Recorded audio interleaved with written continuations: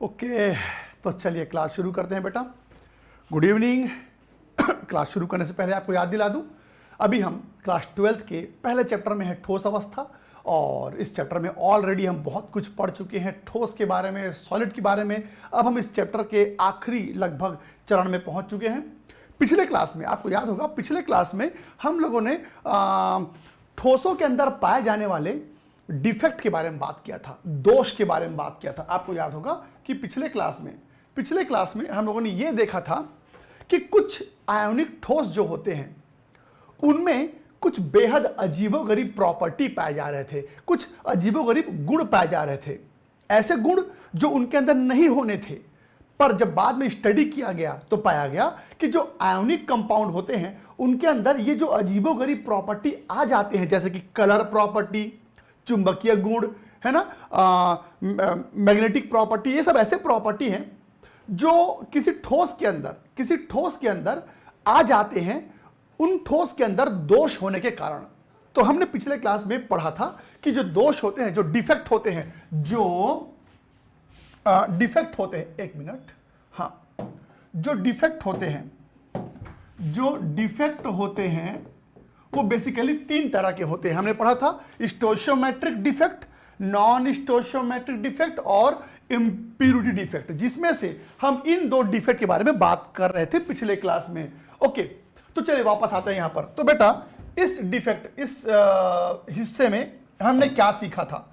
इस हिस्से में हमने क्या सीखा था कि शॉटकी नाम के साइंटिस्ट ने एक ऐसे ठोस पर स्टडी किया जिसके अंदर केटायन और एनायन बराबर मात्रा में गायब पाए गए। एक बार आपको याद दिलाता हूं, एक बार शॉर्ट में याद दिलाता हूं। ये देखिए, मेरे पास एक ठोस है बेटा, मेरे पास एक ठोस है,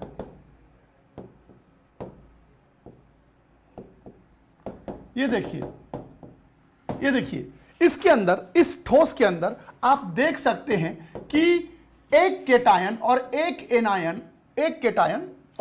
एनायन अपने पोजीशन से गायब है। आप देख सकते हैं इस सॉलिड के अंदर, इस ठोस के अंदर एक केटायन और एक एनायन अपने पोजीशन से गायब है। तो हमने पिछले क्लास में पढ़ा था कि नंबर में गायब हो जाएं, इक्वल नंबर में, बराबर मात्रा में गायब हो जाएं, तो हम कहते हैं उस ठोस में क्या पाया जा रहा है? शॉटकी डिफेक्ट, यानी कि शॉटकी दोष। और आपको याद होगा हमने ये पढ़ा था कि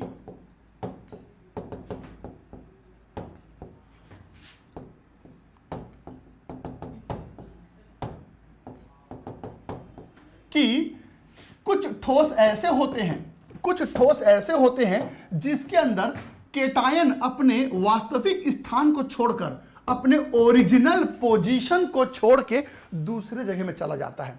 तो जब भी किसी सॉलिड के अंदर केटायन और एनायन इक्वल नंबर में गायब पाए जाएं तो हम कहते हैं वो शॉटकी डिफेक्ट है। और जब किसी सॉलिड के अंदर कोई केटायन अपने ओरिजिनल पोजीशन को, अपने वास्तविक स्थान को छोड़कर किसी दूसरे स्थान में फंसा हुआ पाया जाए, तो इस तरह के डिफेक्ट को हम फ्रैंकेल डिफेक्ट कहते हैं। इस तरह के डिफेक्ट को हम फ्रैंकेल डिफेक्ट कहते हैं या फ्रैंकल दोष कहते हैं। तो यहां तक हमने पिछले क्लास में पढ़ा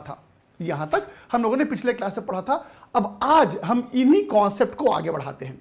चलिए, अब मैं ये तो जान गया कि शॉटकी डिफेक्ट में केटायन और एनायन बराबर मात्रा में गायब पाए जाते हैं, और फ्रैंकल डिफेक्ट में एक केटायन अपने वास्तविक स्थान से खिसक के कहीं और फंसा हुआ पाया जाता है। दोनों ही डिफेक्ट में एक चीज समान है। क्या? दोनों किसके हिस्से हैं बेटा? स्टोशियोमेट्रिक डिफेक्ट के। यानी कि इन दोनों में देखो, इन दोनों ठोस के अंदर डिफेक्ट है, लेकिन डिफेक्ट होने के बाद भी केटायन और एनायन की संख्या बराबर है, समान है कि डिफेक्ट भी हो गया, डिफेक्ट होने के बावजूद केटायन और एनायन की जो संख्या है वो बराबर है। तो जब भी किसी ठोस में डिफेक्ट आ जाए, दोष आ जाए, और डिफेक्ट आने के बावजूद केटायन और एनायन की संख्या बराबर बनी हुई हो, तो इस तरह के डिफेक्ट को बोलते हैं बेटा क्या? स्टोइचियोमेट्रिक डिफेक्ट या फिर रस समीकरणमितीय दोष कहते हैं। अच्छा जी, अब मुझे और भी कुछ जानना था। क्या? कि अरे भाई, अगर मेरे पास कोई ठोस आ गया तो मुझे कैसे पता चलेगा कि कौन से ठोस में शॉटकी डिफेक्ट होगा और कौन से ठोस में फ्रेंकेल डिफेक्ट। चलिए अब यह पता लगाते हैं कि कैसे पता चलता है कि किस तरह के ठोस में शॉटकी डिफेक्ट और किस तरह के ठोस में फ्रेंकेल डिफेक्ट होता है। पहचानने का तरीका क्या है? पहचानने का तरीका क्या है, चलिए इसके बारे में बात करते हैं। तो एक मिनट, हां, तो चलिए मैं आपको दिखाता हूं कि किस तरह के डिफेक्ट में शॉटकी डिफेक्ट और फ्रेंकेल डिफेक्ट पाया जाता है, किस तरह के ठोस में शॉटकी डिफेक्ट और फ्रेंकेल डिफेक्ट पाया जाता है। गौर सुनेंगे बेटा, कैसे याद रखते हैं? कोई आपसे पूछेगा कि भाई किस तरह के ठोस में शॉटकी डिफेक्ट और किस तरह के ठोस में फ्रेंकेल डिफेक्ट होगा, ये कैसे पता चलता है? तो जरा गौर सुनेगा, जब भी, गौर सुनेंगे, जब भी आपके पास कोई ऐसा ठोस आ जाए जिसमें केटायन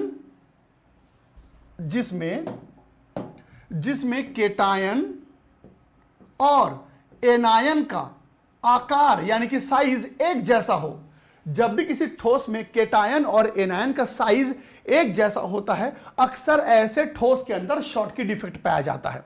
मैं आपको यह सिखा रहा हूं कि आप कैसे पहचान पाएंगे कि किस ठोस में शॉटकी डिफेक्ट होगा। तो गौर सुना बेटा, कोई भी ऐसा ठोस जिसमें केटायन और एनायन का आकार यानी कि साइज एक जैसा होगा, ऐसे ठोस में शॉटकी डिफेक्ट होता है।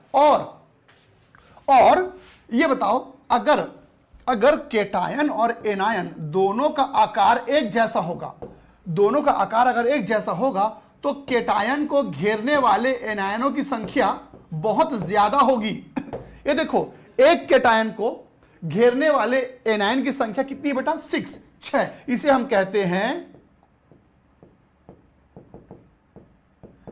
कहते हैं कोऑर्डिनेशन नंबर या कोऑर्डिनेशन संख्या। तो गौर सुनेंगे, कोई आपसे पूछता है कि भाई किस तरह के ठोस में शॉटकी डिफेक्ट पाया जाता है, तो तुम कहना वे सारे ठोस जिसमें केटायन और एनायन का साइज एक जैसा हो, उसमें शॉटकी डिफेक्ट होता है। या फिर आप कह सकते हैं ऐसे ठोस जिसमें केटायन को घेरने वाली एनायनों की संख्या बहुत ज्यादा हो, ऐसे ठोस में क्या होता है बेटा? Schottky defect. जबकि फ्रेंकेल में क्या होता है? फ्रेंकेल डिफेक्ट ऐसे ठोस के अंदर पाया जाता है जिसमें केटायन का आकार छोटा और एनायन का आकार बड़ा होता है। जब भी किसी सॉलिड में केटायन का साइज छोटा होगा और एनायन का साइज बड़ा होता है, अक्सर ऐसे ठोस में फ्रेंकेल डिफेक्ट पाया जाता है। अच्छा जी, अब यहां पर अगर केटायन का साइज छोटा है और एनायन का साइज बड़ा, तो बेटा ऐसे कंडीशन में आप ज्यादा एनायन चारों तरफ नहीं रख पाओगे। यहां पर एक केटायन को घेरने वाले एनायनों की संख्या कितनी है? 4। तो आप कह सकते हैं यहां कोऑर्डिनेशन नंबर कम है, यहां पर कोऑर्डिनेशन नंबर कम है। तो याद रखना, जब केटायन और एनायन का साइज एक जैसा होगा तो फिर घेरने वाले एनायनों की संख्या ज्यादा होगी, और अगर केटायन छोटा होगा तो उस स्थिति में घेरने वाले एनायनों की संख्या कम होगी। तो आप कैसे याद रखेंगे? जब केटायन और एनायन एक जैसे साइज वाले हों तो उसमें शॉटकी डिफेक्ट होगा, और जब केटायन एनायन से छोटा हो तो उसमें फ्रेंकेल डिफेक्ट होगा। तो ये तो हो गया पहचानने का तरीका, ये तो हो गया कि शॉटकी डिफेक्ट और फ्रेंकेल डिफेक्ट पहचानते कैसे हैं। अब मैं ये तो जान गया कि शॉटकी डिफेक्ट फ्रेंकेल डिफेक्ट क्या होता है, और मैं ये जान गया कि किस तरह के ठोस में शॉटकी डिफेक्ट और फ्रेंकेल डिफेक्ट पाया जाता है। पर अब प्रश्न ये उठता है कि जब किसी ठोस के अंदर डिफेक्ट आ जाता है, दोष आ जाता है, तो दोष के आ जाने से किसी ठोस के नेचर में क्या बदलाव आएगा, उसके गुण में क्या बदलाव आएगा, अब उसके बारे में बात करते हैं। फिर से रिपीट करता हूं, मैंने क्या बोला? मैंने कहा कि जब किसी ठोस के अंदर त्रुटियां आ जाएं या दोष आ जाएं, तो दोष के आ जाने से किसी ठोस के नेचर में क्या बदलाव आता है, अब उसके बारे में बात करते हैं। तो बेटा अब मैं आपको यह दिखाने जा रहा हूं कि आखिर इन डिफेक्ट्स के कारण इन ठोस में क्या प्रभाव पड़ता है, इनके नेचर के ऊपर क्या प्रभाव पड़ता है। तो गौर सुनेंगे, डिफेक्ट आ जाने से इन ठोस के अंदर क्या प्रभाव पड़ता है। तो बेटा आपको याद होगा कि जब हम लोगों ने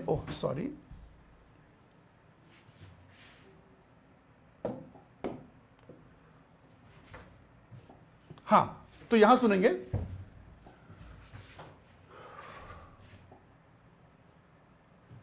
एक मिनट, हाँ, तो यहां सुनेंगे, जब हम बात करते हैं शॉटकी डिफेक्ट की और फ्रैंकेल डिफेक्ट की, तो सुनना, डिफेक्ट आने से किसी भी ठोस के नेचर में क्या प्रभाव पड़ता है। तो बेटा आपको याद होगा कि जब हम लोगों ने शॉटकी डिफेक्ट किया था, जब हम लोगों ने शॉटकी डिफेक्ट देखा था, तो हमने यह पाया था कि एक केटायन और एक एनायन अपने स्थान से गायब है, एक केटायन और एक एनायन अपने स्थान से गायब है। तो बताइए इससे क्या आपको दिख रहा है। तो गौर सुना बेटा, जब किसी ठोस में शॉटकी डिफेक्ट होता है ना, तो शॉटकी डिफेक्ट के कारण ठोस का जो स्थायित्व है वो बिगड़ जाता है। किसी भी ठोस में जब दोष आ जाता है तो उसका जो स्थायित्व है, उसका जो स्टेबिलिटी है वो बिगड़ जाता है। तो क्या समझे, किसी भी ठोस का अगर शॉटकी डिफेक्ट पाया गया, किसी भी ठोस में अगर शॉटकी डिफेक्ट पाया गया, तो उसका जो स्टेबिलिटी है वो बिगड़ जाएगा, स्टेबिलिटी घट जाएगा। ऐसा कहो कि स्टेबिलिटी जो है, ध्यान सुनेंगे, यहां पर आप कह सकते हैं कि जो स्टेबिलिटी है वो घट जाएगा, जो स्टेबिलिटी है वो घट जाएगा। स्वाभाविक सी बात है। अरे भाई, अगर कोई ठोस एकदम आदर्श ठोस बना हुआ है, उसमें किसी प्रकार का दोष नहीं है, वो एकदम आदर्श है, एकदम आइडियल है, एकदम परफेक्ट है, तो स्वाभाविक सी बात है कि जब कोई परफेक्ट होता है तो स्थायी होता है। जब भी कोई चीज परफेक्ट होगा तो स्थायी होगा, और अगर इम्परफेक्शन आ गया यानी डिफेक्ट आ गया तो स्वाभाविक सी बात है उसके स्थायित्व में फर्क तो पड़ेगा। और क्योंकि यहां पर बीच बीच में गैप बन गया है, आप देख रहे हैं बीच बीच में गैप बन गया है, खोखलापन आ गया है, जिसके कारण इस ठोस का जो स्थायित्व है उसमें कमी आएगी, उसका जो स्थायित्व है वो कम हो जाएगा। इसके अलावा रिएक्टिविटी यानी क्रियाशीलता, रिएक्टिविटी, आपको पता है बेटा, केमिस्ट्री के भाषा में एक बात कही जाती है कि जो कम स्थायी है वो ज्यादा क्रियाशील होता है, यानी ज्यादा रिएक्टिव होता है। तो अगर स्थायित्व घटेगा तो फिर रिएक्टिविटी जो है वो बढ़ जाएगा, क्रियाशीलता बढ़ जाएगा। अब उसके बाद अगला प्रॉपर्टी सुनो, बीच बीच में यहां पर गैप बन गया है, खोखलापन आ गया है, खालीपन आ गया है। तो जानते हैं बीच बीच में गैप बन जाने के कारण अब ये ठोस इसी अवस्था में वैद्युत चालकता दर्शाएगा, यानी इलेक्ट्रिसिटी कंडक्ट करेगा। फिर से रिपीट करता हूं, अब यहां पर दोष आ जाने के कारण, गैप बन जाने के कारण अब ये ठोस वैद्युत चालकता दर्शाएगा, ये वैद्युत चालक बन जाएगा, यानी कि इलेक्ट्रिकल कंडक्टर बन जाएगा। तो अब प्रश्न ये उठता है कि आप बीच बीच में गैप बन गया है, तो गैप बन जाने से कोई वैद्युत चालक कैसे बन जाता है, ये आपको बताऊंगा। अभी के लिए बस इतना याद रखो, थोड़ी देर में ही बता रहा हूं। अभी के लिए ये याद रखो कि जब भी किसी ठोस में दोष आ जाए और दोष के कारण गैप बन जाए, तो बेटा ये जो गैप बने हैं ना, इस गैप के कारण इलेक्ट्रिकल कंडक्टेंस मतलब कि वैद्युत चालकता ये बढ़ जाएगा, वैद्युत चालकता जो है वो बढ़ जाएगा। पर अभी भी प्रश्न मेरे दिमाग में है कि भाई बीच बीच में गैप बन जाने के कारण, होल बन जाने के कारण कोई ठोस कैसे वैद्युत चालक बन जाता है, बताया जाएगा, आज ही के क्लास में आपको बताया जाएगा। अभी के लिए बस इतना याद रखो कि जब भी बीच बीच में गैप बन जाता है ना, तो वो ठोस वैद्युत चालकता दर्शाता है। कैसे बताऊंगा, आगे बढ़ते हैं। अब उसके बाद क्योंकि बीच बीच में खोखलापन आ गया है, तो बेटा स्वाभाविक सी बात है इस ठोस का जो घनत्व है, जो डेंसिटी है वो कम हो जाएगा। मैंने कहा बीच बीच में गैप आने के कारण जो डेंसिटी है, जो घनत्व है वो कम हो जाएगा। तो ये देखिए, अभी मैंने आपको ये बताया कि शॉटकी डिफेक्ट के होने से उस ठोस के अंदर क्या बदलाव आएगा। तो आप कैसे याद रखेंगे, जब भी किसी ठोस में शॉटकी डिफेक्ट होगा तो स्थायित्व घट जाएगा, क्रियाशीलता बढ़ जाएगा, वैद्युत चालकता बढ़ जाएगा, और जो घनत्व है वो कम हो जाएगा। ये तो हो गया शॉटकी डिफेक्ट के होने से क्या होता है इस बारे में। अब देखते हैं किसी ठोस में अगर फ्रैंकेल डिफेक्ट हो जाए, अगर किसी ठोस में फ्रैंकेल डिफेक्ट आ जाए, तो फ्रैंकेल डिफेक्ट आने से उस ठोस के नेचर में क्या प्रभाव पड़ेगा, उस ठोस के नेचर पे क्या प्रभाव पड़ता है, चलिए उसके बारे में बात करते हैं। तो बेटा फ्रैंकेल डिफेक्ट क्या होता है जी? फ्रैंकेल डिफेक्ट में एक केटायन अपने वास्तविक स्थान को छोड़ के कहीं और जाके अटक जाता है, फंस जाता है। इसको हम कहते हैं बेटा फ्रैंकेल डिफेक्ट। तो अब देखते हैं फ्रैंकेल डिफेक्ट के कारण इस ठोस में क्या असर पड़ेगा। तो पहली बात, यहां पर भी ये जो ठोस है ये एक आदर्श ठोस तो नहीं है, ये एक आइडियल, ये एक परफेक्ट सॉलिड नहीं है, इसमें डिफेक्ट आ गया है। एक आयन अपने स्थान से खिसक गया है, डिफेक्ट आ गया। और बेटा जहां डिफेक्ट आया तो स्वाभाविक सी बात है स्थायित्व घट जाएगा। तो डिफेक्ट चाहे कैसा भी हो, स्थायित्व में कमी जरूर आएगी। तो बेटा स्टेबिलिटी यहां पर भी कम हो जाएगा। और फिर वही बात, अगर स्टेबिलिटी कम हो जाएगा तो फिर रिएक्टिविटी बढ़ जाएगा, स्वाभाविक सी बात है। और फिर से वही बात कहूंगा कि यहां पर देखो बीच में गैप बन गया है, बीच में खोखलापन आ गया है। और जब किसी आयोनिक ठोस के अंदर बीच बीच में गैप बन जाए तो गैप बनने के कारण वो ठोस वैद्युत चालकता दर्शाने लगता है। कैसे बताऊंगा, पहले आगे बढ़ते हैं। तो अब इसके कारण यहां पर जो गैप बना है उसके कारण अब ये ठोस वैद्युत चालक बन जाएगा। अब आते हैं आखिरी पॉइंट पे। तो बेटा यहां पर आयन गायब हो गए थे, आप देख सकते हो यहां पर आयन गायब हो गए तो घनत्व में कमी आ गया। लेकिन यहां पर आयन गायब नहीं हुआ है, बस वो खिसक के दूसरे जगह पे चला गया है, बस वो खिसक के दूसरे जगह पे चला गया है। तो अभी यहां पर कुल आयनों की संख्या उतनी ही है जितनी पहले थी। यहां पर तो आयंस कम हो गए ना, पर यहां पर कुल आयनों की संख्या प्रति आयतन उतनी ही है। तो घनत्व में कोई चेंजेस नहीं आएगा। तो बेटा यहां पर जो डेंसिटी है, डेंसिटी वो उसमें कोई चेंजेस नहीं आएगा, नो चेंज।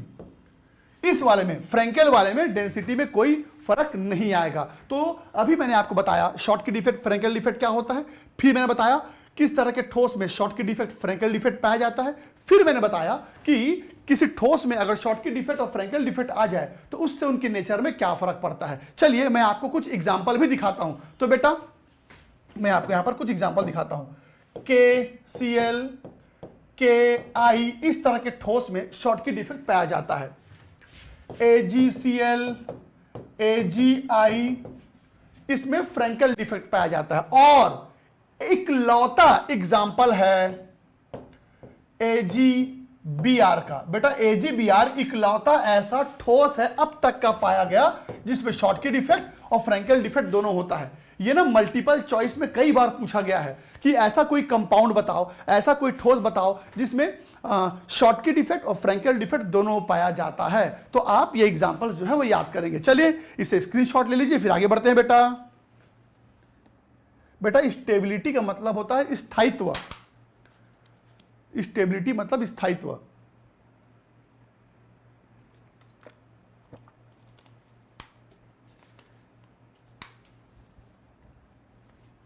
ठीक, आकार नहीं बेटा, आकार नहीं बदलेगा।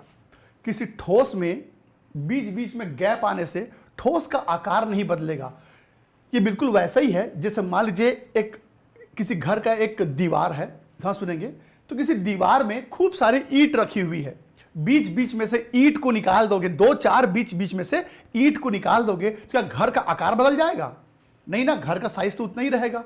तो बेटा बीच बीच में आयन गायब होने से ठोस का आकार नहीं बदलता, वो तो नहीं रहता है। चलिए, तो अभी तक गौर से सुनेंगे, अभी तक आपने ऐसे दोष देखे जो प्राकृतिक थे, नेचुरल थे। अभी तक आपने ऐसे दोष देखे जो प्राकृतिक थे, जो नेचुरल थे। मतलब इन ठोसों के अंदर यह दोष पहले से पाया जाता है। मैंने कहा यह दोष इन ठोसों के अंदर पहले से पाया जाता है। लेकिन अगर किसी ठोस में त्रुटि ना हो, दोष ना हो, तो अब हम जानबूझ के उसके अंदर दोष पैदा करेंगे। ध्यान सुनेगा, मैंने कहा ये तो ऐसे ठोस थे जिनमें पहले से दोष थे, पहले से डिफेक्ट थे। लेकिन अब आपके सामने कुछ ऐसे ठोस आने वाले हैं जिनमें कोई त्रुटि नहीं होगी, कोई दोष नहीं होगा। हम जानबूझकर उसमें दोष पैदा करेंगे। क्यों?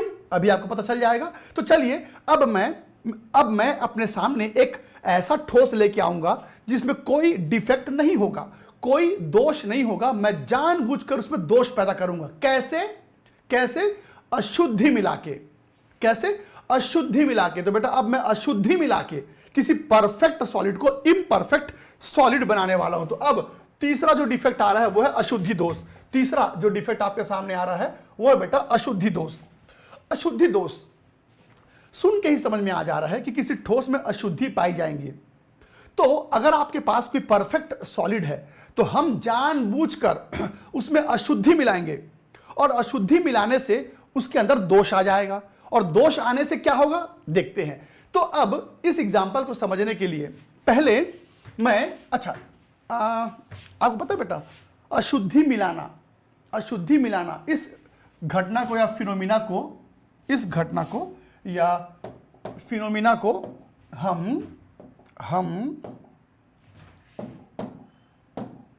हम डोपिंग भी कहते हैं। डोपिंग, अशुद्धि मिलाना, किसी परफेक्ट सॉलिड में अशुद्धि मिलाना, इंप्यूरिटी मिलाना डोपिंग कहलाता है। अब मुझे एक बात बताइए, इससे पहले कभी आप ये डोपिंग शब्द सुने हो?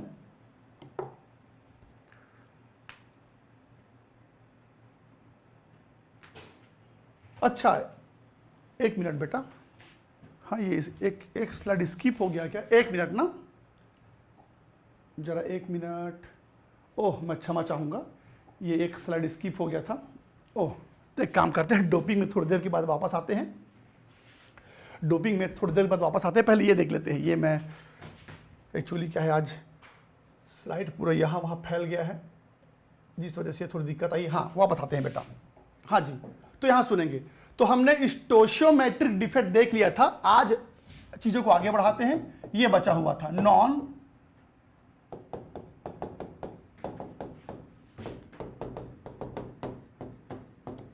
चलिए, तो पहले इसको समझ लेते हैं बेटा। नॉन स्टोशियोमेट्रिक डिफेक्ट, ये छूट गया था, क्षमा चाहूंगा इसके में। हाँ, तो अभी कुछ देर पहले जो शॉर्टकी डिफेक्ट था और फ्रैंकेल डिफेक्ट था वो स्टोशियोमेट्रिक डिफेक्ट के अंदर आता था। और स्टोशियोमेट्रिक मतलब क्या होता है, याद है ना? स्टोशियोमेट्रिक मतलब होता है डिफेक्ट होने के बाद केटायन और एनायन की संख्या बराबर बनी रहेगी। और बेटा नॉन स्टोशियोमेट्रिक का मतलब होता है डिफेक्ट होने के बाद केटायन और एनायन की संख्या बराबर नहीं पाई जाएगी। जरा गौर सुनना, शॉर्टकी डिफेक्ट और फ्रैंकेल डिफेक्ट जो होता है वो दोनों डिफेक्ट स्टोशियोमेट्रिक के अंदर आता है। लेकिन अब बात करते हैं नॉन स्टोशियोमेट्रिक डिफेक्ट की।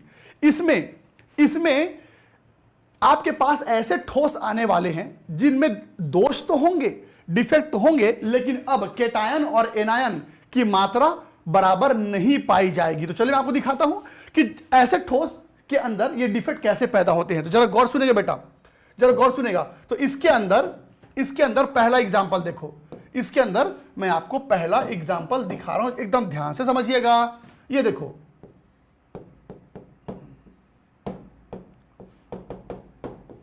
थोड़ा ध्यान समझेंगे इसको।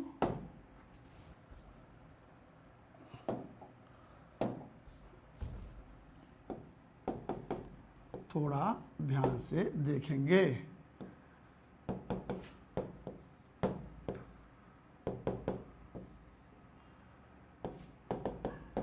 ये देखो बेटा, ये देखो, मेरे पास एक ठोस आया। ध्यान सुनना, मेरे पास एक ठोस आया, इसमें एक एनायन अपने जगह से गायब है। एक एनायन अपने जगह से गायब है। एनायन गायब है पर केटायन गायब नहीं हुआ है। यहां से एक एनायन, ये देखो, एक एनायन अपनी जगह से गायब है।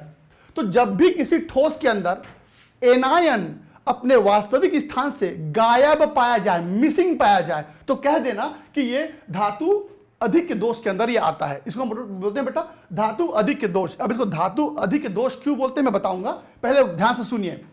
जब भी किसी ठोस को आप देखते हो और ये पाते हो कि एक एनायन अपने स्थान से गायब है, तो बेटा एनायन गायब हुआ है, केटायन गायब नहीं हुआ है। मैंने कहा एनायन गायब हुआ है, केटायन गायब नहीं हुआ है। तो अब बताइए, क्या यहां पर केटायन और एनायन की संख्या बराबर है?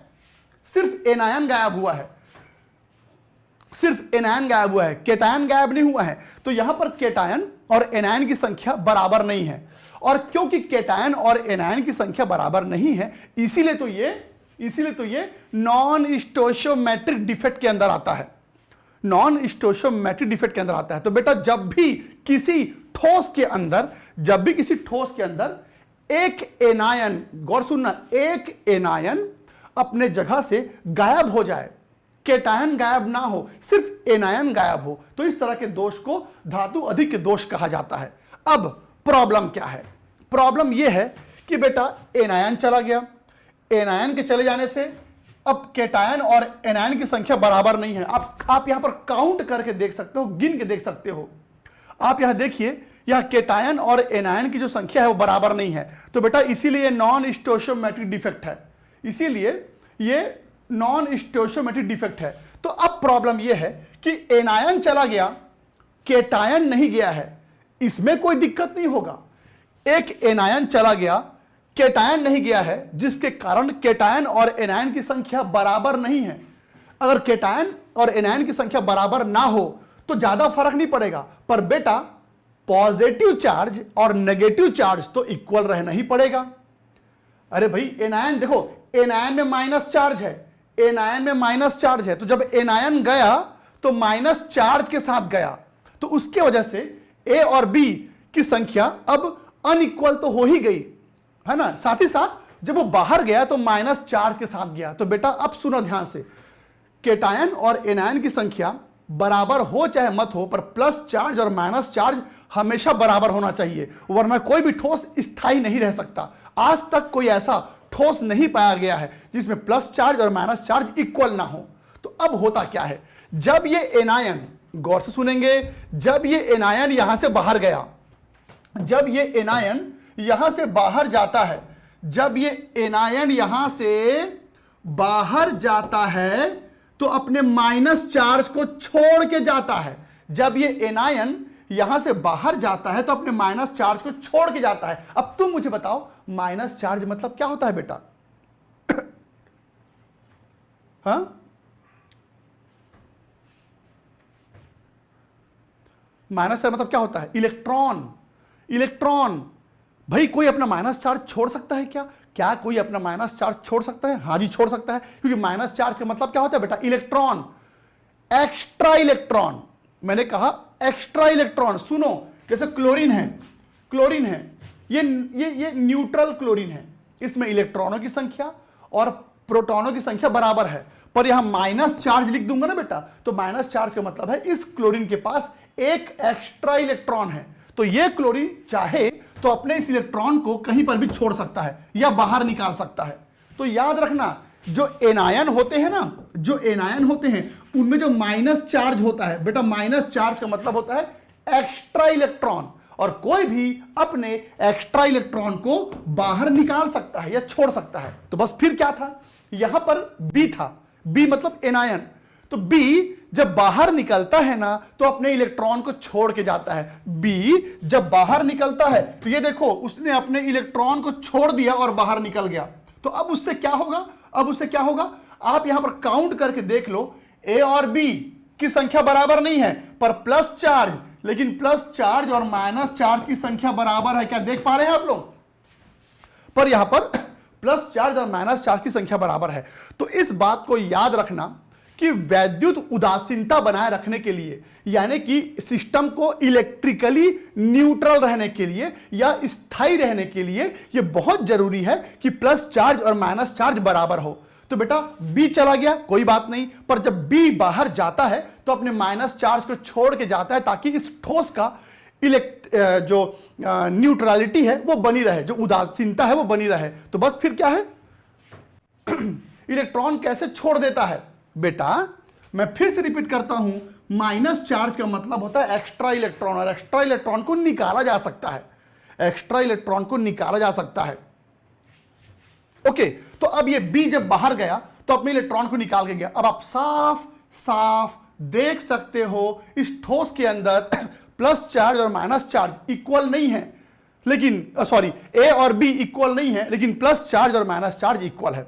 लेकिन अब इन सब चक्करों में, अब इन सब चक्करों में हुआ ये, जरा गौर से सुनेंगे, इन सब चक्करों में हुआ ये कि इस स्थान पर एक फ्री इलेक्ट्रॉन छूट गया, इस स्थान पर एक फ्री इलेक्ट्रॉन, इस स्थान पर एक मुक्त इलेक्ट्रॉन, एक फ्री इलेक्ट्रॉन छूट गया, और इस फ्री इलेक्ट्रॉन के कारण, अब इस फ्री इलेक्ट्रॉन के कारण ये ठोस, अब ये ठोस कलर दर्शाएगा, वैद्युत चालकता दर्शाएगा, सिर्फ इस इलेक्ट्रॉन के कारण, इस फ्री इलेक्ट्रॉन के कारण अब यह ठोस वैद्युत चालकता दर्शाने लग जाएगा, साथ ही साथ इसमें कलर आ जाएगा। आपने क्लास 11th में यह पढ़ा है कि जब भी किसी परमाणु के अंदर फ्री इलेक्ट्रॉन आ जाए या अयुग्मित इलेक्ट्रॉन आ जाए, अनपेयर इलेक्ट्रॉन आ जाए, तो ऐसे ठोस चुंबकीय गुण शो करते हैं, कलर शो करते हैं, इलेक्ट्रिकल कंडक्टेंस, वैद्युत चालकता शो करते हैं। आप सबको याद होगा कि जब किसी के पास फ्री इलेक्ट्रॉन आ जाता है तो फ्री इलेक्ट्रॉन के कारण ऐसे ठोस कलर शो करते हैं, यानी कलर दर्शाते हैं। इसके अलावा ये इलेक्ट्रिकल कंडक्टेंस शो करते हैं, यानी वैद्युत चालकता शो करते हैं। इसके अलावा मैग्नेटिक प्रॉपर्टी, यानी कि चुंबकीय गुण शो करते हैं। आपने क्लास 11 में पढ़ा है। अच्छा, क्लास 11 से मुझे याद आया कि क्लास 11 के कई ऐसे कॉन्सेप्ट हैं जो क्लास 12 में बहुत ज़्यादा यूज होता है। तो मुझे ऐसा लगता है कि कई ऐसे टॉपिक हैं कई चैप्टर्स के अंदर जो आपको ना क्लास 11 का पता होना चाहिए, पर मैं आपको क्लास 11 नहीं पढ़ाया हूं। तो बेटा आज हम इसी बारे में डिस्कस कर रहे थे कि क्लास 12 के जो बच्चे हैं उनको कुछ क्लासेस एक्स्ट्रा ले करके कुछ ऐसे टॉपिक जो क्लास 11 के हैं और वो बहुत इंपॉर्टेंट है वो आपको बताया जाए।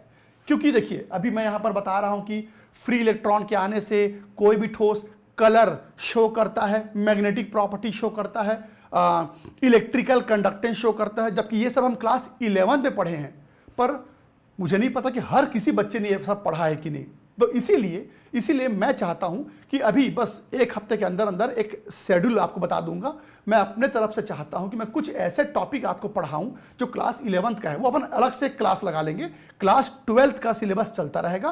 क्लास 11 के कुछ बेहद इंपॉर्टेंट टॉपिक का मैं बैकलॉग क्लास लगाऊंगा ताकि हमारा 12th और अच्छा हो सके। तो चलिए, हालांकि जहां जहां पर क्लास 11 से संबंधित कुछ भी आएगा मैं आपको जरूर बताऊंगा। तो वापस आते हैं। अब तुम मुझे ये बताओ, इस दोष में एक एनायन चला गया पर केटायन नहीं गया, मतलब ये नॉन स्टोइचोमेट्रिक डिफेक्ट है। पर उस ठोस को वैद्युत उदासीनता बनाए रखने के लिए, इलेक्ट्रिकली न्यूट्रल रखने के लिए सिस्टम ने क्या किया, एनायन जब बाहर गया तो अपने इलेक्ट्रॉन को छोड़ के गया, और जब इलेक्ट्रॉन को छोड़ के गया तो उस फ्री इलेक्ट्रॉन के कारण इस ठोस में इस तरह के गुण आ गए। ये मैग्नेटिक प्रॉपर्टी शो कर रहा है, कलर प्रॉपर्टी शो कर रहा है, इस तरह के प्रॉपर्टी। अच्छा, मैं आपको एक बात और बता दूं वह स्थान जहां पर ये फ्री इलेक्ट्रॉन पाया जा रहा है बेटा, उस स्थान को ना एफ सेंटर कहते हैं।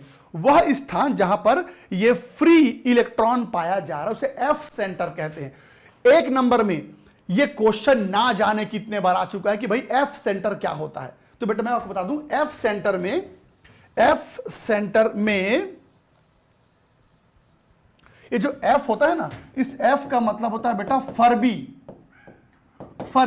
और फरबी का मतलब होता है जर्मन भाषा में, जर्मनी की भाषा में फरबी का मतलब होता है बेटा कलर। फरबी का मतलब कलर होता है।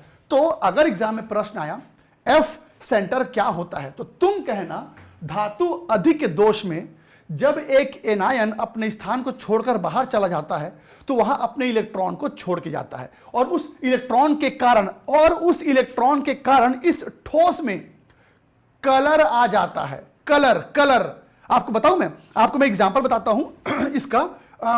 एक एग्जांपल आपको बताता हूं कि किस टाइप के सॉलिड में ऐसा कलर होता है। तो बेटा LiCl में जब यह दोष पाया जाता है तो LiCl में गुलाबी कलर आ जाता है इस दोष के कारण, और KCl के अंदर बैगनी कलर आ जाता है। तो मैं आपको एग्जांपल बता रहा हूं कि जब इन दोनों ठोस के अंदर यह दोष पाया जाता है तो फ्री इलेक्ट्रॉन के कारण इनमें इस तरह का कलर आ जाता है। तो बेटा इसको F सेंटर क्यों बोलते हैं?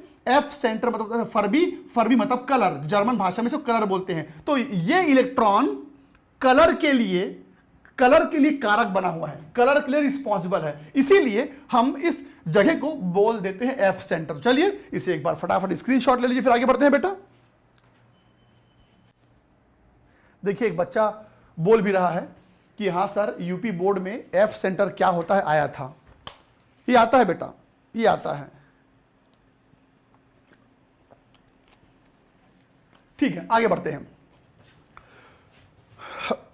आगे बढ़ते हैं। तो अभी आपने धातु अधिक के दोष देखा, अब इसका नाम धातु अधिक क्यों पड़ा?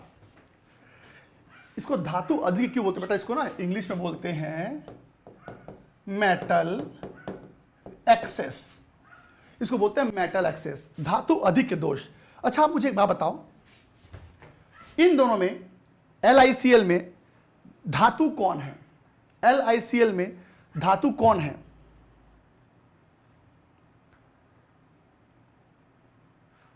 LiCl में धातु कौन है? Li धातु है। KCl में धातु कौन है? K। तो क्या समझे कि जो पॉजिटिव साइन वाले होते हैं, जो पॉजिटिव साइन वाले होते हैं बेटा वो धात्विक आयन होते हैं, वो मेटल आयन होते हैं। जो प्लस चार्ज वाले होते हैं ना वो मेटल आयन होते हैं। तो इसका मतलब ये समझो कि प्लस चार्ज मतलब मेटल आयन। तो अब तुम इस स्ट्रक्चर को देख के बताओ, तुमको प्लस चार्ज वाला आयन यानी कि धातु आयन और माइनस चार्ज वाला आयन कौन ज्यादा दिख रहा है? प्लस चार्ज वाला आयन और माइनस चार्ज वाले आयन में इस वक्त आपको कौन ज्यादा दिख रहा है जी? यहां बी रहेगा ना, बी माइनस ए प्लस। हाँ, कौन ज्यादा दिख रहा है बेटा? ए प्लस। अरे बी चला गया तो उसके तुलना में ए ज्यादा हो जाएगा ना। उसके तुलना में ए ज्यादा हो जाएगा, और ए केटायन है। तो बेटा ज्यादा कौन है? केटायन। इसीलिए इसको ना मेटल एक्सेस बोलते हैं, यानी कि धातु अधिक दोष बोलते हैं। धातु मतलब प्लस चार्ज और अधिक मतलब ज्यादा हो जाना। तो आप देख सकते हैं यहां पर माइनस चार्ज वाले आयन की तुलना में प्लस चार्ज वाला आयन ज्यादा है, इसीलिए इसको धातु अधिक दोष बोल देते हैं। चलो ठीक है। अब आते हैं तीसरे केस में, धातु की कमी से उत्पन्न होने वाले दोष। धातु की कमी से उत्पन्न होने वाले दोष, अब चलो इसके बारे में बात करते हैं बेटा। अब इसके बारे में बात करते हैं। हाँ जी, तो अब यहां पर कौन बाहर निकला था, याद है ना? यहां कौन बाहर निकला था? एनायन। यहां कौन बाहर निकला था? एनायन। अब इसमें आते हैं, इस वाले केस में आते हैं। तो अब यहां सुनेंगे, मैंने आपके सामने एक ठोस ले लिया बेटा, ये देखो। इस बार क्या हुआ सुनो।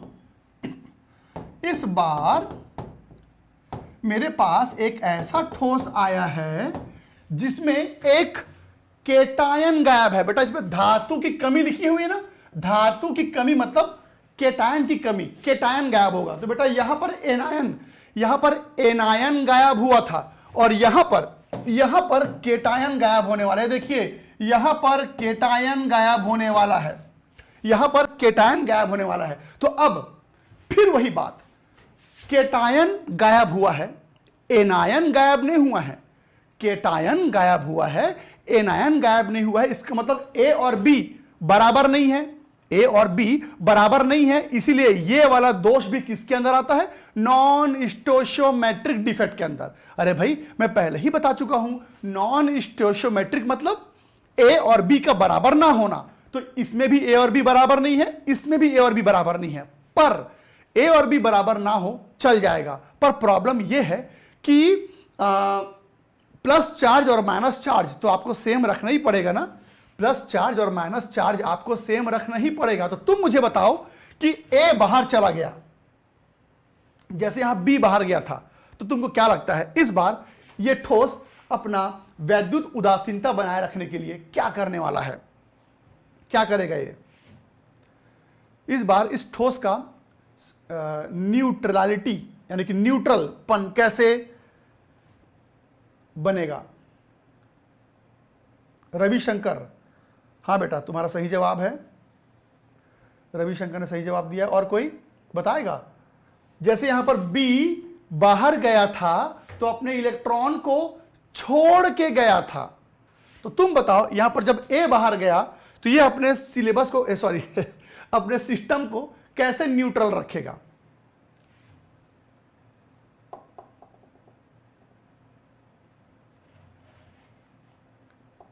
हाँ, एक बच्चे ने लिखा है पॉजिटिव चार्ज छोड़ देगा, पॉजिटिव चार्ज छोड़ देगा।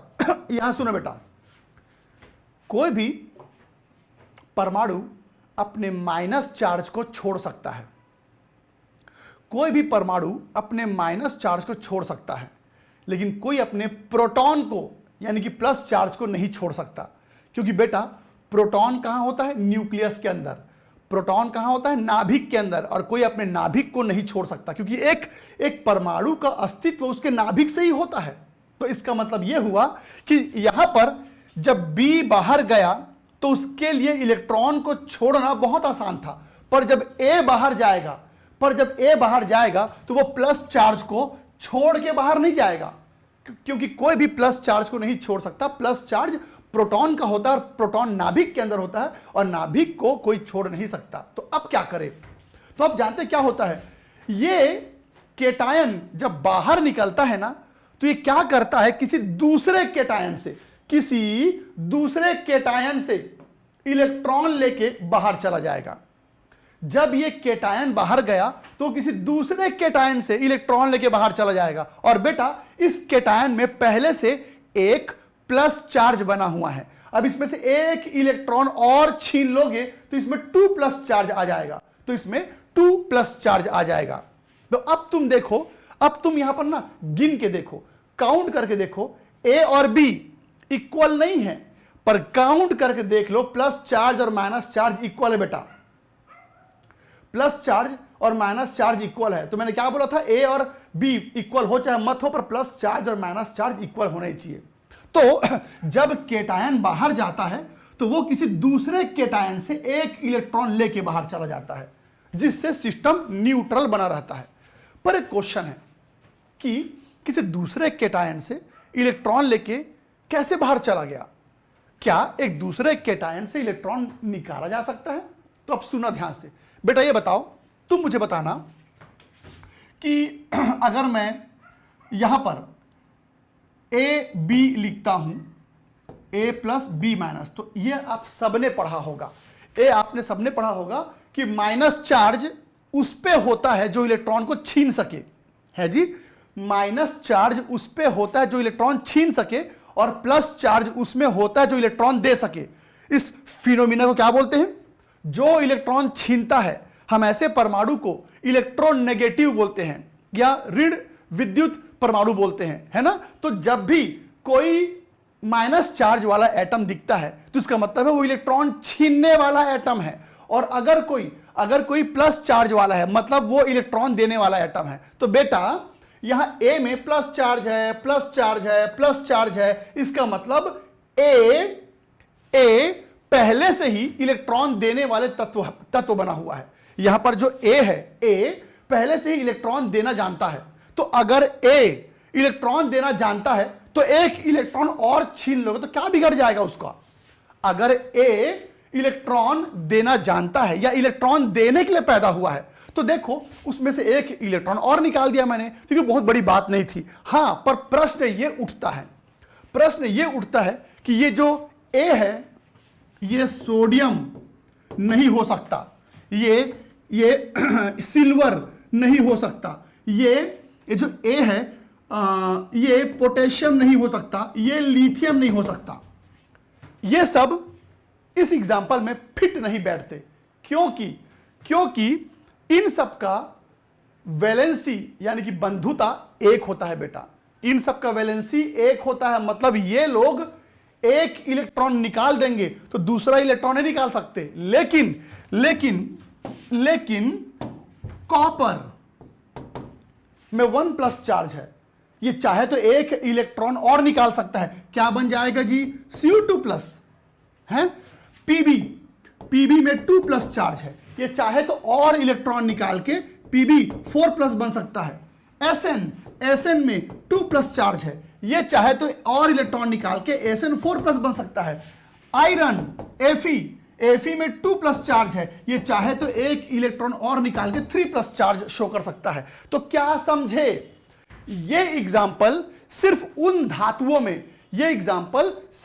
धातुओं में संभव है जो एक से ज्यादा वैलेंसी शो करने का क्षमता रखे या एक से ज्यादा इलेक्ट्रॉन निकालने का क्षमता रखे। बेटा किसी भी कीमत में ये सब आयन इस एग्जाम्पल में नहीं आ सकते। तो याद रखना, ये वाला जो दोष है, ये दोष तभी संभव है जब आप ऐसे धातुओं का ठोस लेंगे जो एक से ज्यादा वैलेंसी यानी कि संयोजकता दर्शाने का क्षमता रखे। तो प्लीज इसका स्क्रीनशॉट ले लीजिए, फिर आगे बढ़ते हैं बेटा।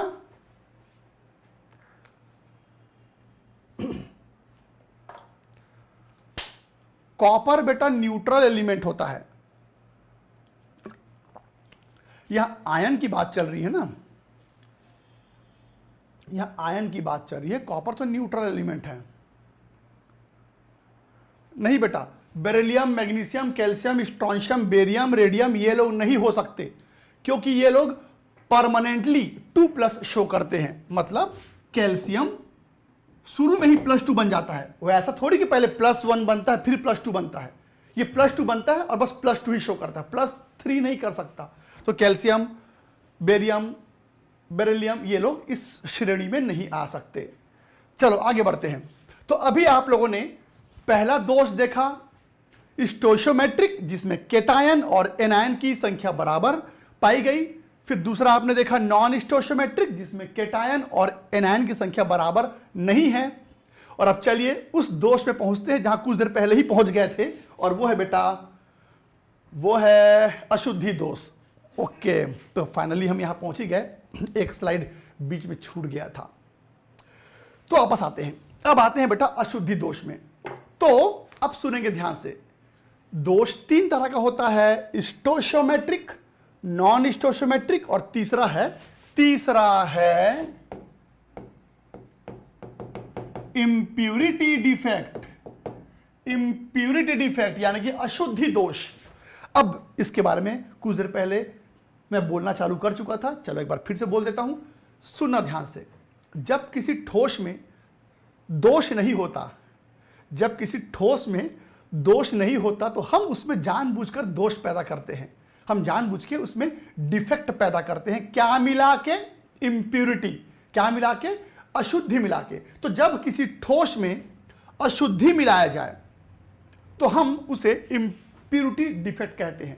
पर प्रश्न ये उठता है कि करते क्यों हैं, क्यों मिलाते हैं इंप्यूरिटी? बताऊंगा। सबसे पहले आप मुझे बताइए कि मैंने कुछ देर पहले बताया था कि अशुद्धि दोष को डोपिंग भी बोलते हैं बेटा, डोपिंग।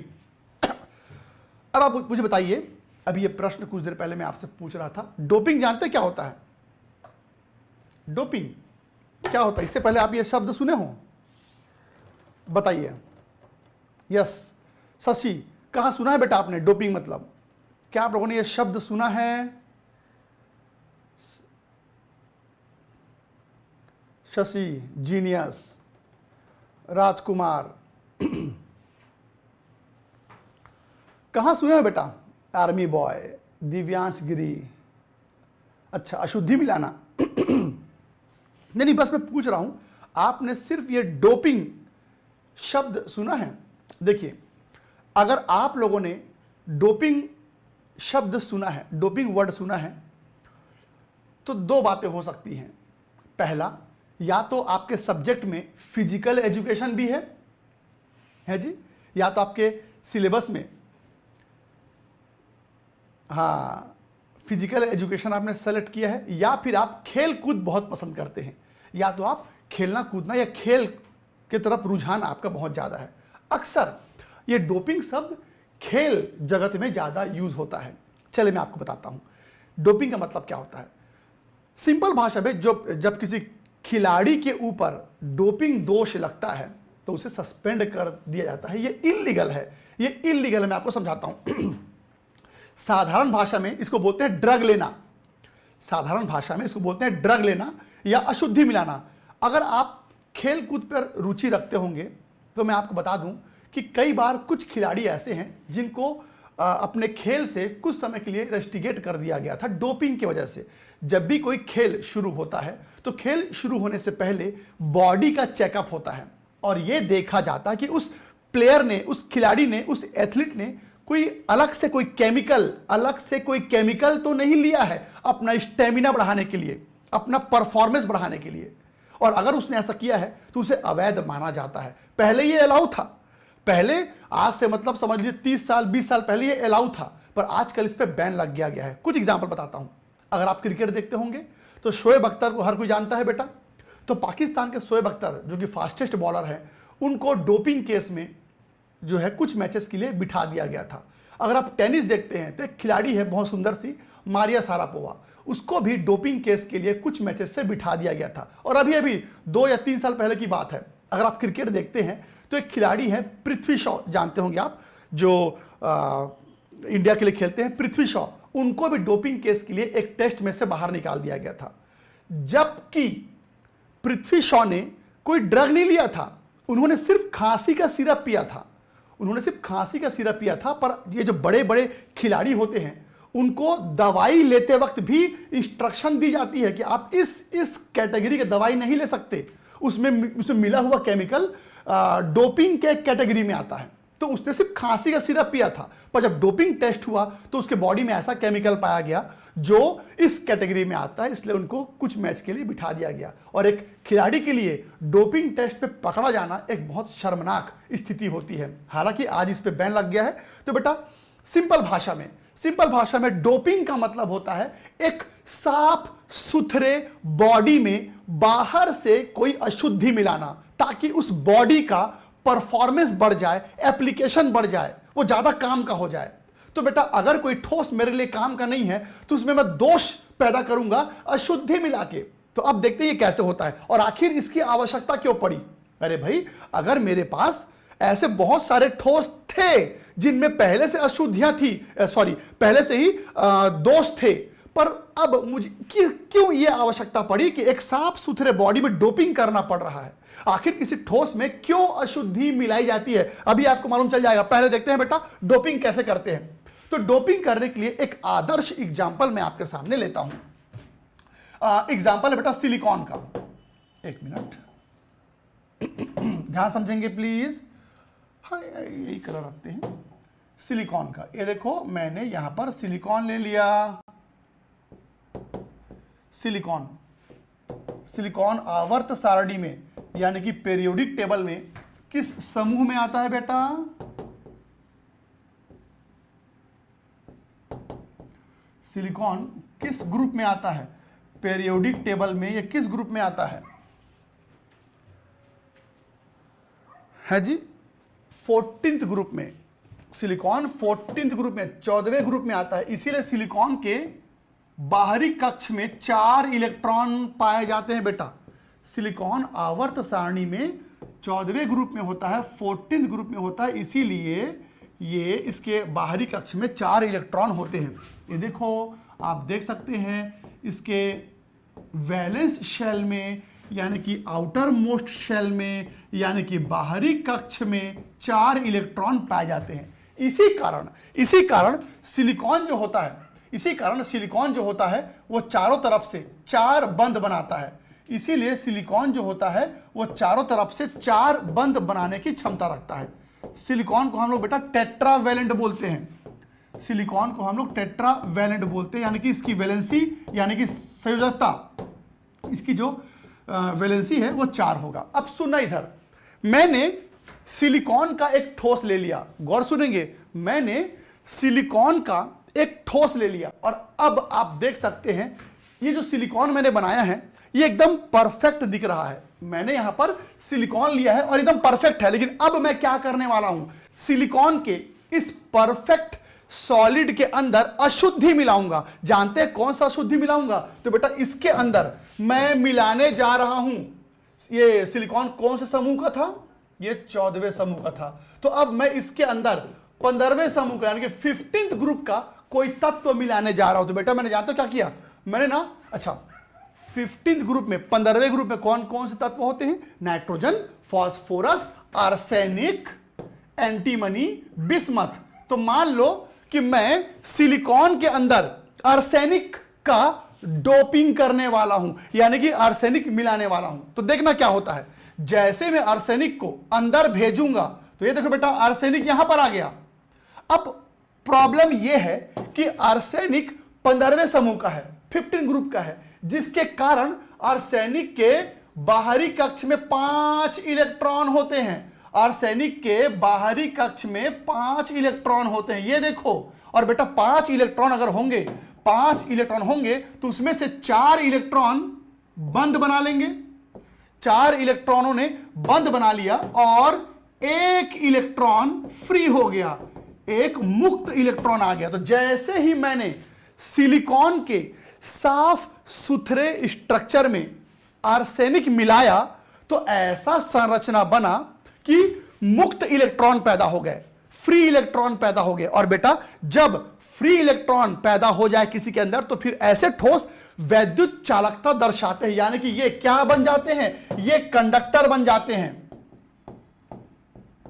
ये चालक वैद्युत चालक बन जाते हैं, कंडक्टर बन जाते हैं। तो सुनो जरा, सिलिकॉन जब प्योर था, शुद्ध था, तो कोई काम का नहीं था, पर जब मैंने उसमें आर्सेनिक मिलाया तो आर्सेनिक मिलाते ही फ्री इलेक्ट्रॉन आ गया, और फ्री इलेक्ट्रॉन के कारण अब सिलिकॉन इलेक्ट्रिसिटी कंडक्ट करेगा। ठीक, अब इसमें आते हैं वापस। इस बार मैं क्या कर रहा हूं, इस बार ना मैं 14वें ग्रुप में यानी कि सिलिकॉन वाले समूह में 13वें ग्रुप का कोई तत्व मिलाने वाला हूं। यहां पर मैंने 15वें ग्रुप का तत्व मिलाया, यहां पर अब मैं 13वें ग्रुप का कोई तत्व मिलाऊंगा। बेटा 13वें ग्रुप में कौन कौन से एलिमेंट होते हैं? Boron, aluminium, gallium, indium, thallium. तो मान लीजिए मैंने गैलियम ले लिया, ये देखो मैंने यहां पर गैलियम ले लिया, और अब समस्या यह है कि गैलियम 13वें समूह का है। इसका मतलब गैलियम के बाहरी कक्ष में केवल 3 इलेक्ट्रॉन होंगे, केवल 3 इलेक्ट्रॉन होंगे। तो अब मैंने गैलियम को अंदर भेज दिया, किसके अंदर? सिलिकॉन के अंदर। ये देखिए गैलियम अंदर आ चुका है, पर अब समस्या यह है कि गैलियम के पास केवल 3 इलेक्ट्रॉन हैं। गैलियम के पास केवल 3 इलेक्ट्रॉन है, इसका मतलब गैलियम सिर्फ 3 बॉन्ड बना सकता है, पर यहां पर बॉन्ड नहीं बनेगा, यहां पर बॉन्ड नहीं बनेगा, बल्कि वहां पर खाली जगह बन जाएगा, यहां पर खाली जगह बन जाएगा। तो इस खाली जगह को हम बोलते हैं बेटा होल, या आप चाहें तो इसे वॉइड भी कह सकते हैं, आप चाहें तो इसे वॉइड भी कह सकते हैं। तो अब क्या हुआ, जैसे मैंने गैलियम के अंदर सिलिकॉन के अंदर गैलियम को भेजा, तो जैसे गैलियम अंदर गया तो क्योंकि उसके पास केवल 3 इलेक्ट्रॉन होते हैं, यहां बीच में एक गैप बन गया, और अब इस गैप के बन जाने के कारण सिलिकॉन फिर से इलेक्ट्रिसिटी कंडक्ट करेगा, यानी कि अब फिर से सिलिकॉन जो है वो क्या बन गया बेटा? कंडक्टर। आज की क्लास जब से शुरू हुई है तब से मैं एक ही बात बोल रहा हूं, आज का जो लेक्चर है जब से मैंने शुरू किया है एक ही चीज बता रहा हूं कि जब भी गैप बनता है तो वैद्युत चालकता आ जाता है, जब भी गैप बनता है तो वैद्युत चालकता आ जाता है। पर अभी तक मैंने आपको यह नहीं बताया है कि गैप बनने के कारण कोई वैद्युत चालक कैसे बन जाता है। भाई इतना तो मैं समझ सकता हूं कि अगर मुक्त इलेक्ट्रॉन आ गया, फ्री इलेक्ट्रॉन, तो बेटा आप सबको पता है ना कि जब किसी वस्तु के अंदर फ्री इलेक्ट्रॉन यानी कि मुक्त इलेक्ट्रॉन पाया जाता है तो उन इलेक्ट्रॉनों के गति के कारण, मूवमेंट के कारण वो ठोस इलेक्ट्रिसिटी कंडक्ट करता है। ये बात सबको पता है कि जब किसी ठोस में मुक्त इलेक्ट्रॉन आ जाता है तो मैं समझ सकता हूं कि हां भाई वो वैद्युत चालकता दर्शाएगा। पर अब प्रश्न ये उठता है कि होल बन जाने से या गैप बन जाने से कोई कैसे चालक बन जाता है, कोई कैसे कंडक्टर बन जाता है। मैं बताता हूं, पहले काम कीजिए, इसका स्क्रीनशॉट लीजिए बेटा, तब तक थोड़ा सा पानी पी लूं मैं।